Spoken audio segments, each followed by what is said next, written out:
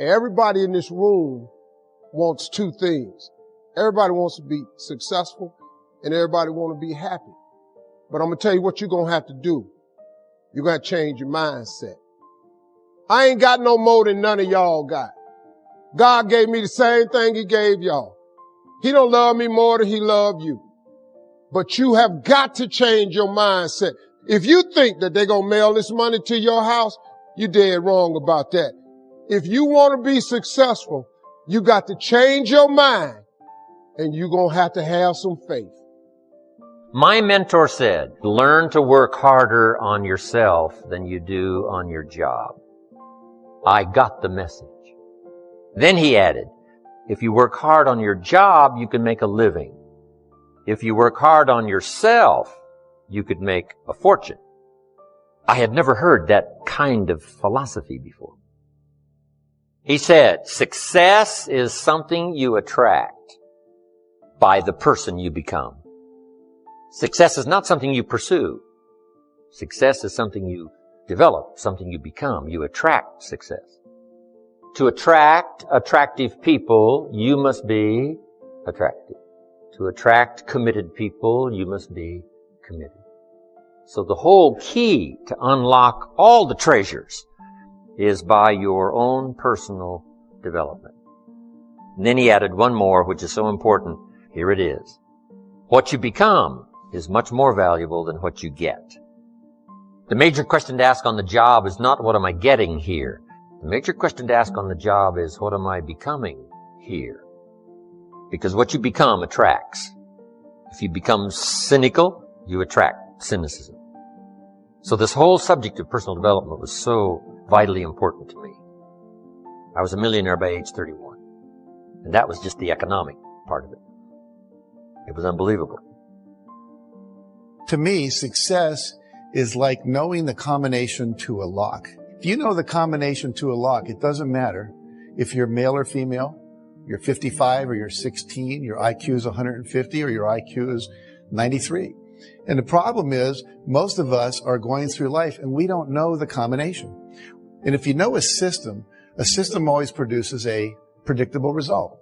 And so I want to share with you the basics of a system that works. No matter what you're starting out at, wherever you are, it will work for you. Now, the promise I always make people is threefold. If you do this work and you apply it to your life, and the key is apply it, not just listen to it. Now, Jim Rohn says you can't hire other people to do your push-ups for you. I love that quote. There are things that no one else can do for you. So the first principle building on that says you must take 100% responsibility for your life and your results. And what that means is you have to give up all blaming, all looking out at the world and saying, well, if the world were different, then I would be better off. We go through all these things where we say, if it wasn't for that, if it wasn't for the war, if it wasn't for him, if it wasn't for her, then my life would be working perfectly. But there's a little formula I learned. It says E plus R equals O. What that stands for are the events in your life. You have a response to them, and that creates outcomes. For example, if I put $200 in front of you and you go out and party with it, but if I put that $200 in front of you, that's the event. Your response is you invested, so now your net worth went up. Same event, different responses. Basically, it's not what people say to you. It's not what they do to you. And if you want a different outcome, because E plus R equals O is like 2 plus 2 equals 4, responsibility means you have the ability to change your response to something other than what you're currently doing. So basically, we are responsible to change our behavior until we get the outcomes we want. I want to give you a business example. A friend of mine during the first Gulf War was a Lexus dealer, and people stopped coming in to buy Lexuses. They were all watching CNN and CNBC, and plus we were having a minor recession, so people were holding on to their discretionary income. He said to his staff, E plus R equals O. There's a war. Our responses, we've been doing the same thing. We better do something different. So they tried 4 things. They said, if the people aren't coming to us, let's take cars to where they are. So they would go out with 5 or 6 Lexuses and they'd go to a party. They go up and say, Tom, what do you do for a living? And then I would say, have you ever driven a Lexus? You know, we have a new LS400 outside, never been ridden by, and it's got the new seats that have the air that comes out that can keep you warm or keep you hot. Would you like to take a little spin with me, see what it's like? Now you come back in. Let me ask you a question. How many of you have ever test driven a new luxury car and then got back in your old car. Well, they ended up selling over 60% of the people they did that with a new car within 2 weeks. And if you keep experimenting like that, you'll find the R that works, but you have to be willing to take a risk. And the reason most of us don't do that is we don't want to feel uncomfortable, because all new things require discomfort.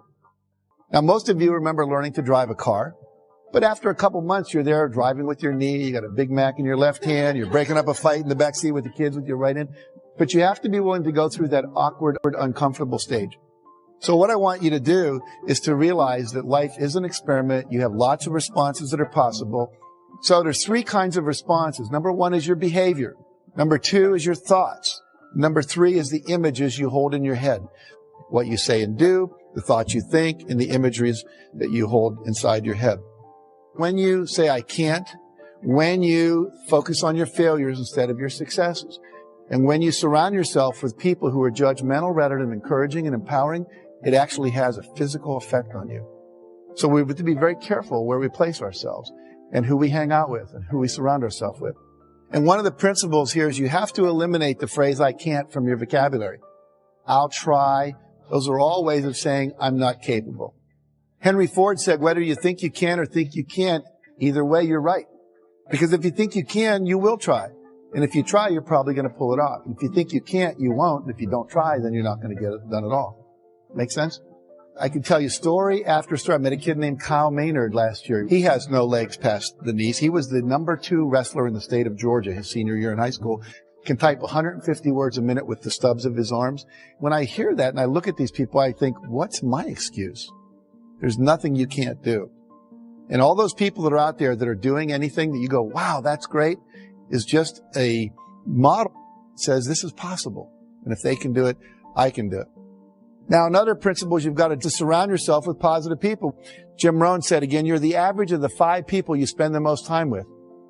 If your friends are victims and their lives aren't working and their marriages don't work and they're not making money, that's a reflection back. And what I teach people is always try to get with the people that are the next level up.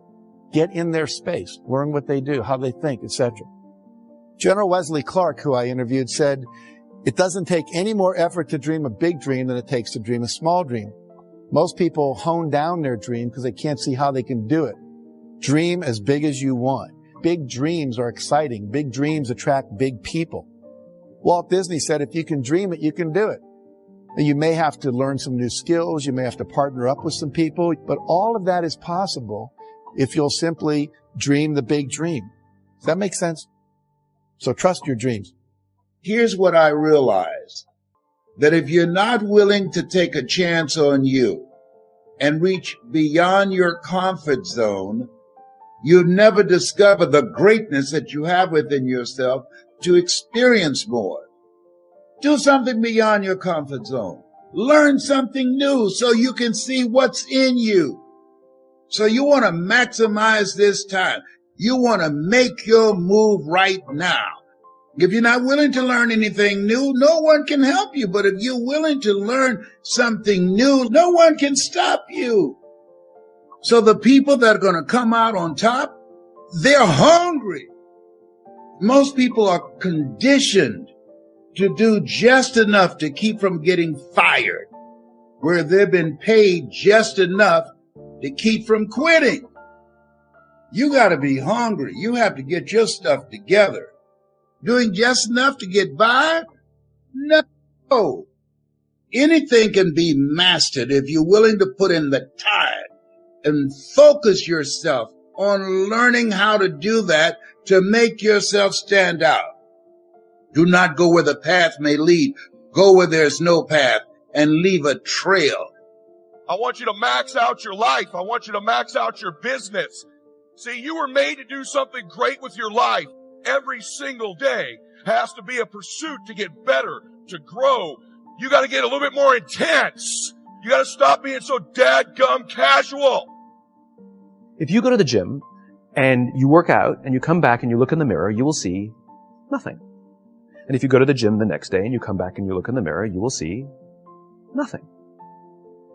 So clearly there's no results, can't be measured, it must not be effective. So we quit, right? Or, if you fundamentally believe that this is the right course of action and you stick with it, You commit yourself to the regime, the exercise. You can screw it up. You can eat chocolate cake one day. You can skip a day or two. You know, it allows for that. But if you stick with it consistently, I'm not exactly sure what day, but I know you'll start getting into shape. I know it. It's not about intensity. It's about consistency, right? You go to the dentist twice a year, your teeth will fall out. You have to brush your teeth every day for 2 minutes. What does brushing your teeth twice a day for 2 minutes do? Nothing. Unless you do it every day, twice a day for 2 minutes. Right? It's the consistency. Going to the gym for 9 hours does not get you into shape. Working out every day for 20 minutes gets you into shape. But it's the daily practice of all the monotonous, little, boring things like brushing your teeth that matter the most. If I were to be interviewed by somebody about my success, I think my answer would surprise them. The key to success in my life is consistency. I know that is a very boring word. Same thing day in, day out, day in, day out, day in, day out. There's nothing jazzy about it. It's just, I do it all the time. Consistency. And how you need to prove is that you need to start very simple and you need to do it daily. Don't start on a grand scale. Don't make the mistake that people who start their garden for the first year make, and that is they plant way too many seeds and have way too big of a garden, and about a month later they curse what they've done. Just start small. The law of consistency says motivation gets you going, discipline keeps you growing. Growth in life requires consistency. It's underrated. It's not celebrated. A lifestyle of consistency may not get Instagram popularity, but you best believe that consistency has an immense amount of power.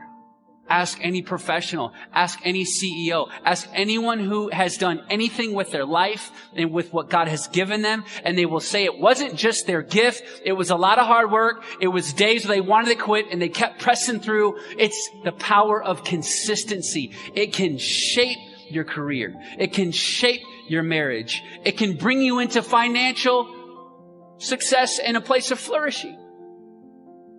When people are really successful, at least in some area of their life, they're not just lucky, but they're consistent. They're consistent over time. And I tell our team all the time that successful people do consistently what other people do occasionally. Let me say that again. In some area of life, there's consistency, there's persistence, there's patience, because successful people tend to do consistently what other people do occasionally. I just want to say humbly that the life that you want, whatever it is, in your finances, in your friendships, in your ministry, with your children, with business, whatever it is, it's never the result of a few lucky decisions, but is always a result of countless, consistent, seemingly small decisions done over time. I always tell myself it's the small things that no one sees that lead to the big results everyone wants. It's consistency and faithfulness in the small things over time. Because, for one, look at the culture we're in. Our society celebrates overnight success and not the process that it took. We don't celebrate the fact that it took someone 20 years to become an overnight success, but we celebrate the moment of, wow, where did they come from? Look at that. They went viral. And now we build our whole lives on going viral. That's not how it works. Consistency. There was consistent effort. That you see, consistency, the fruit of consistency is not immediate. It's not the moment you become consistent. It's like, after 7 days or 7 months, you may not see results. It's not immediate. And oftentimes we are pulling strength from results. And it's normal, right? When you have results, you find yourself motivated. When you see the results of your hard work, you're like, "Oh God, this was awesome. Let's keep going." But when you're in the stage where no one sees the work you're doing, where it's almost like writing a script, we are excited about the movie when we watch it, but we don't understand what it took to actually put the script together. And so when we don't see results, we sometimes find ourselves losing courage. We find ourselves in this place of being discouraged. We've been plagued by this idea of overnight success. It's not real, family. It takes hard work. It takes effort. It takes consistency. We have to get to the place that we are lovers of process and not moments. Because moments come and moments go. You have to be a lover of process and not just waiting for a moment. And that is why the scripture tells us in Galatians, it says, in due season you would reap if you do not lose heart, because the end of faith is manifestation. And so get consistent, family. It is the place of your power. It is the thing that will lead you to what you actually desire, but you need to you need to have accountability in your life. The problem, and you know this, at some level, you feel it, that when you do the small right things or don't do the small wrong things, a lot of times you don't see very fast results. You're trying, but you don't see a lot of immediate life change. So if you're like me or a lot of people, you tend to get frustrated, you get discouraged, and you often feel like quitting. Don't give up. And here is probably the most important thing we'll say all day, the big principle. If you don't like what you're reaping, change what you're sowing. If you don't like the harvest, change the seed. If you don't like what you're reaping, change what you're sowing. It's not what we do occasionally that makes the difference. It's what we do consistently.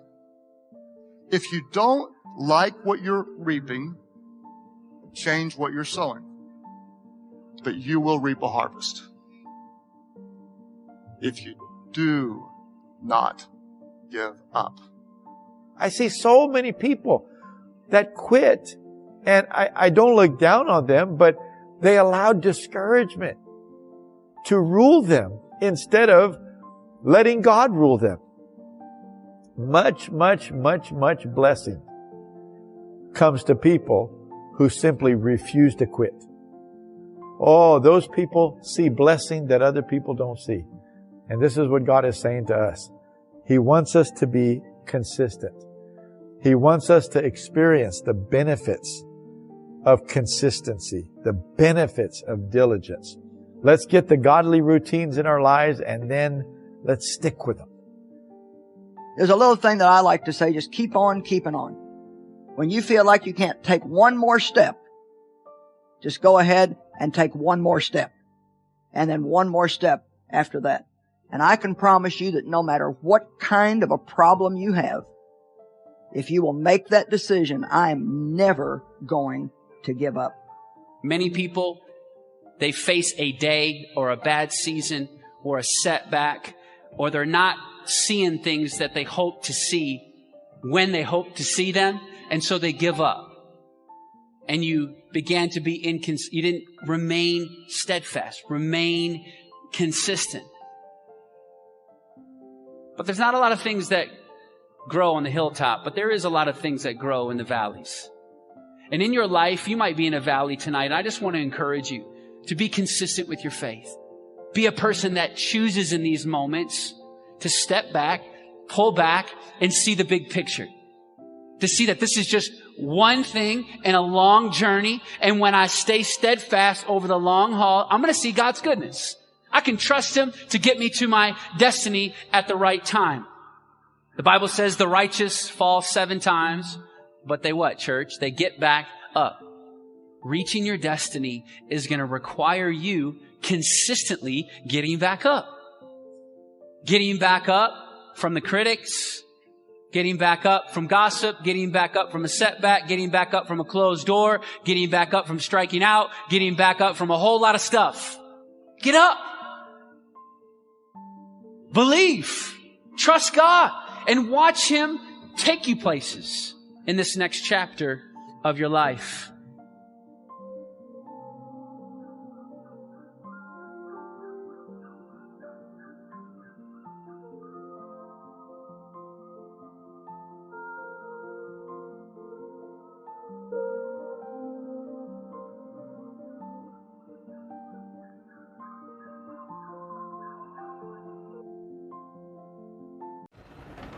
See your visions, and that's okay. Your dreams don't need their approval. So when someone asks what's next, just smile and let them wonder. Their strength in keeping things private. When you move in silence, people cannot predict or disrupt your plans, and that gives you a unique advantage. In the end, it's your choice. Live with the limits. Either set or break through and set your own path. The only person who truly needs to believe in your dreams is you. When I first started, I had people around me telling me, Angel, maybe you should play it safe, maybe you should have the backup plans, and I am not saying backup plans are wrong, but sometimes those backup plans are nothing more than excuses not to go all in, and I know that if I wanted to make it, it couldn't be half-hearted about it, so I didn't go around exempling this to everyone. I just made the decisions, keep my head down in the work. The work spoke for itself, and when it's come time to show up, I was ready because I had been putting it the work all.